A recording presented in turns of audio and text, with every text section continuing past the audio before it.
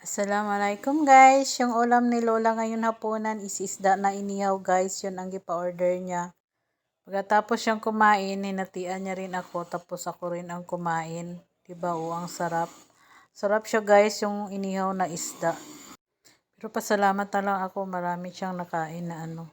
Tapos pagkatapos siya kumain guys, ako naman yung kumain kasi gutom na.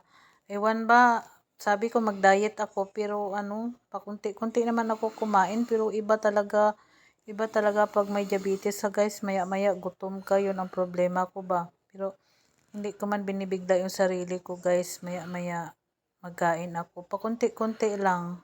Yun, yung pag maghapdi yung sikmura mo, lagyan mo lang siya ng pagkain kunti. Tapos naman ng tubig. Sa sunod naman, takot na ako magkain guys ng marami.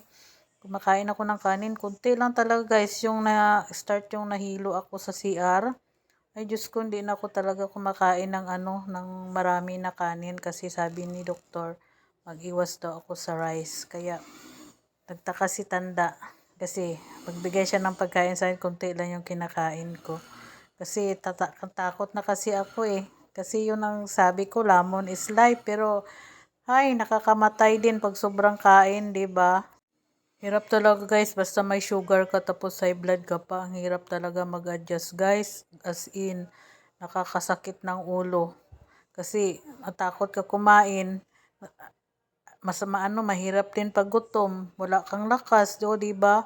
Mahirap talaga guys pag may sakit na may sakit ka na diabetes. Diyos ko, hirap mag-adjust ng pagkain guys. Lalo na kakain ka, tataas naman yung dugo mo, di ba?